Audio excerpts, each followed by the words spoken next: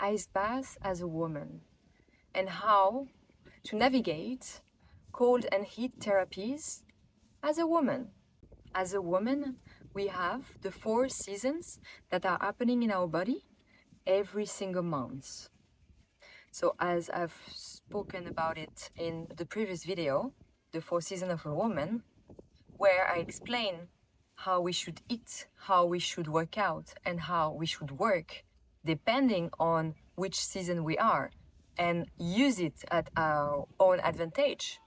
Like seeing the benefits of being in tune and synced with what is happening inside of us every month. It's the same for biohacking, especially with cold and heat therapies. Ice bath as a woman cannot be the same as ice bath as a man. We do not have the same body. We do not have the same needs, the same hormone peak and movement every month. I've been observing a lot how people biohack and use the wellness and recovery spaces, and especially the ice bath topic. I see women trying to compete with men.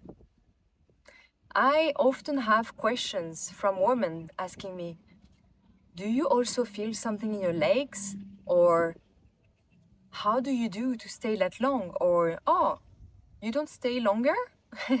I feel that judgment and I feel that question mark of why today I cannot stay longer, or why does my legs feel numb, or I feel this weird sensation in my legs or in my body, or why I feel extremely cold after my ice bath. The response is very simple, and I often ask, are you on your period right now? And the response is yes. Most of the time it is yes. No wonder why. It's challenging to stay in the ice bath longer when you're bleeding. It is not okay to be competitive with other people, but especially with yourself when you're a woman and when you are pushing your body above and beyond, when you're having your winter season. It's not good for yourself. Cold and heat therapy are overall good when it's not overdone and when it's also synced to what is happening in your body. We are not robots. We have hormones, we have emotions, and we have a cycle happening within us every month. So we have to sync our practice around it. It sounds pretty simple when I say it this way, but that's why that being in connection and understanding your body and what is happening and at which phase or which season you are at the moment can help you adapt your biohacking practice. So I will explain at which phase what can be done, what is best and what is best to be followed. And also I will start with the red flag and green flag to observe, so you can understand your body signals. A green flag can be like a very sharp inhale and a slow exhale. When you are able to manage and to control your breath in a very steady and calm way when you are in the ice bath. Another green flag is when you have a very clear mind after. When you have right away a certain lightness and clarity that is coming up in your mind. It's very simple and it's instant. Another green flag is when your body gets warmer pretty quickly, when your body temperature goes back, when you feel that warmth coming back without struggling. And also when you feel very calm, very grounded and at peace. These are the green flags. Now let's talk about the red flags. The red flags are if your body is struggling to return to warmth, if your body stays cold too long and you kind of like feel you feel that your body is having a hard time returning to warmth. Another red flag is when you have a very shallow and short breath, and the pattern, your breathing pattern, doesn't return to normal quickly enough. Another red flag is when your body stays numb too long after, and when you feel that numbness in your fingers, in your toes, in your body, and your body doesn't get warm, and it just struggle to find like circulation again in your your especially the fingers and toes. Another red flag is if you feel irritated, or if you feel a little bit on the edge, or that you could react. It's kind of like your body saying that it's struggling, that your nervous system has been frozen. Let's call it this way. It's been frozen. It's been like, it received a shock, and it's having a hard time to find steadiness again. And the last one, the last red flag, is when you're having trouble sleeping after. When you're having also trouble finding that warmth in your bed, and you stay cold, and your body is just struggling to return to normal. So these are the green flags and the red flags. These are the signs that you can observe in your body, just to kind of like see if you've overdone it or not. It's very important to be in tune and to observe. And maybe at the beginning, so you can understand, just take notes of how you feel and where you are in your cycle, and this could explain that. I think that I want to help you to understand, first of all, that we're not the same every day. We don't have the same capacity every day. Actually, men and women are the same. We cannot handle the same amount of things every day. It's just how it is. Because our overall being depends on how we have slept, what we ate that day, and the stress that we have at work or in personal life, the conversation we had with that person. Like, all of these things are impacting ourselves. And it's also impacting how we react to what we put our body into. So now let's talk about our monthly schedule as a woman, following the seasons. So as I did in the last video, we start with the winter season, the season where we are having our period. So what to avoid when we bleed? We want to avoid cold plunges and cold bath, cold therapy. And we also want to avoid going from heat to cold and heat to cold. So alternative therapies, like going from sauna to ice bath to sauna to ice bath. You do not want to do that while you're having your winter season. You want to go more for a hot bath, the hot tubs, and also steam room can be good, but not too much. And you can also do infrared saunas, but not too long. You do not want to push your body to stay too long in these states. I want you to see how you feel and just listen to your body signs. If you feel it's too much and you haven't done 7 or 8 minutes of sauna, it doesn't matter. What matters is putting your body and pushing it outside of the comfort zone in a moment where you should take care of yourself, where you should slow down and take care of your body. So what you should feel and what you should reach to feel in that moment of the month is just a deep relaxation. You want to feel warm and cozy in your body. You want to prioritize heat therapy and calmness, so you can just feel like more cozy and gentle and quiet. So after winter always comes spring, the follicular phase from day 6 to day 12. Your best combo during that phase is to do sauna and rinse in a shower, or go to the cold plunge, but just to rinse and get out. You want to help your body use the benefit of the cold and heat therapy, but also by still protecting your body. going back to it slowly.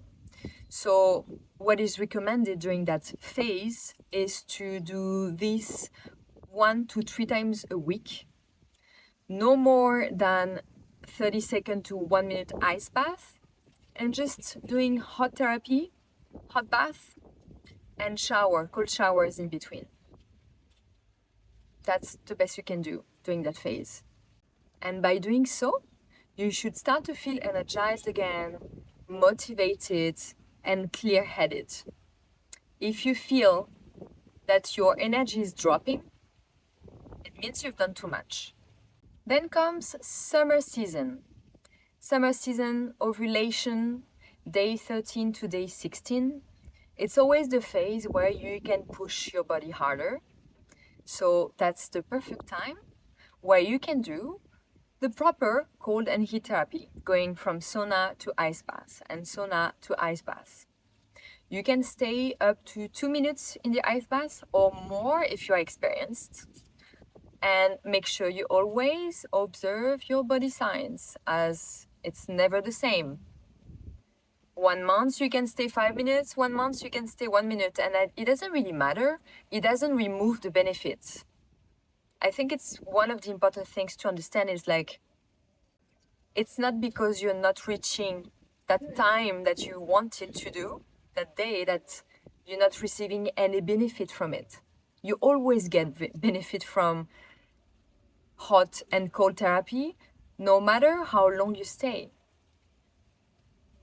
So again, stay tuned, in tune with yourself, and respect and communicate with your body. Observe the body signs. During this phase, you should feel energized and very social, and the recovery should feel easier. Then comes autumn, the last season of the month, the luteal phase. So it's usually from day 17 to day 28.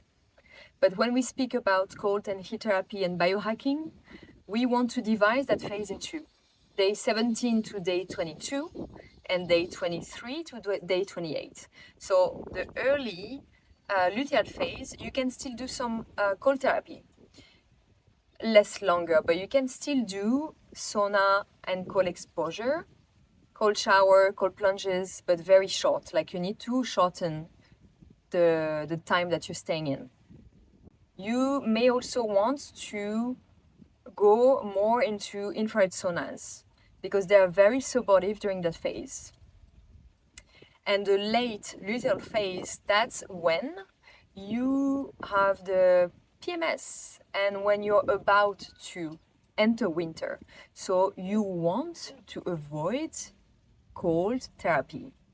Putting your body and your womb in a cold environment during that time is going to increase your premenstrual symptoms. It's going to add a challenge to your body. So you want to avoid it.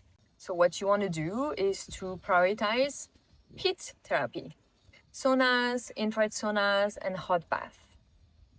You should feel calm, relaxed, not like tired, because that's, I would say, it's normal, but you should not feel more tired. Again, if you feel even more tired that day right after sauna, or if you've done cold plunge, your body didn't like it.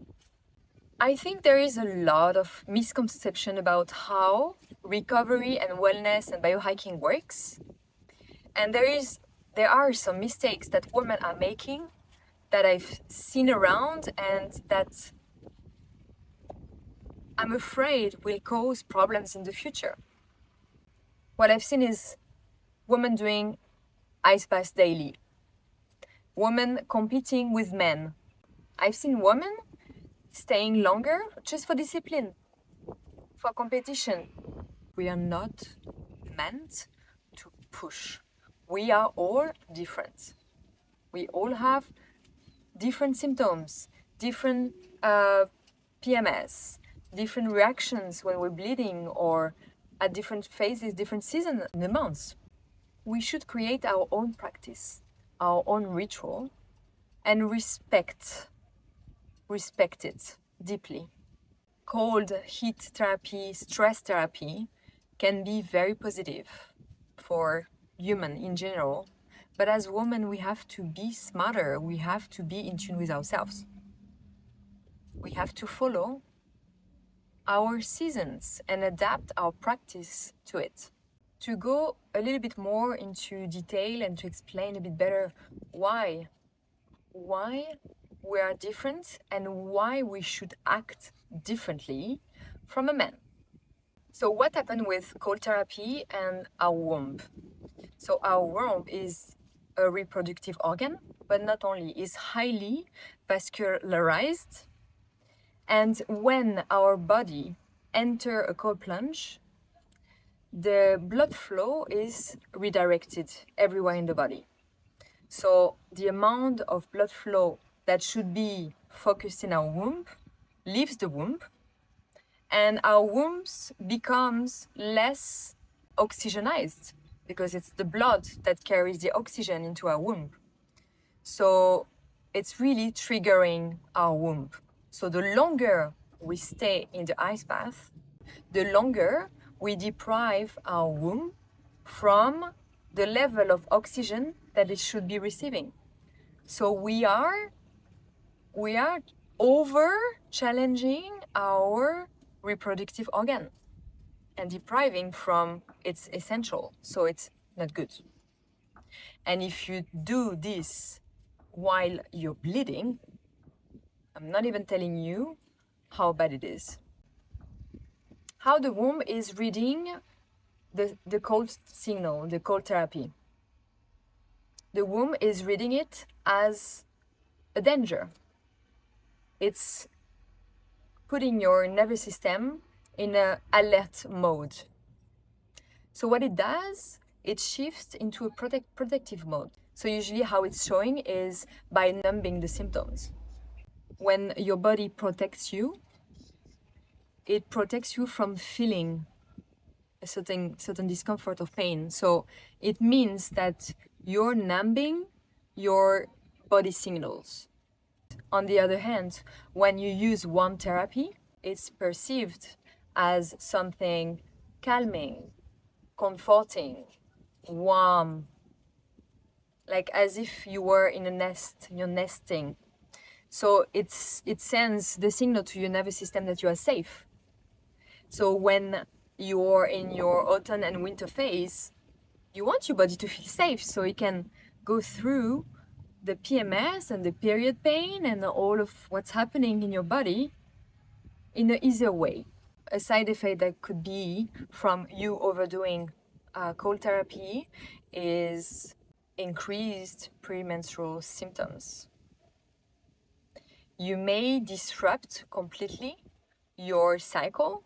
You may disrupt and increase the symptoms, the pain, the reaction, because you're adding a challenge to your body. Instead of feeling safe and warm and going through its own process, it has to fight the fact that that organ becomes cold, that the nervous system thinks there is a danger and send like signals around, and also the fact that the blood flow is not how it should be. So it's a really proper like dysregulation and fight or flight inside. So cold is not your enemy. Cold therapy is not your enemy unless you have the same practice every day. I'm sure if you've been through that video, now you understand a bit better the impact of something that didn't look so bad or so impactful. Now I'm sure you understand that every little thing that you are doing are impacting yourself and how you feel and how your body functions. So try, if you cannot have the perfect routine, try at least to avoid cold therapy when you're bleeding. It's the least you can do. But if you really want to feel good and to be your body's best friend and to create that practice around your seasons, you will really see an improvement on how you feel. The level of energy, the level of emotions and the difference of emotions that you will feel.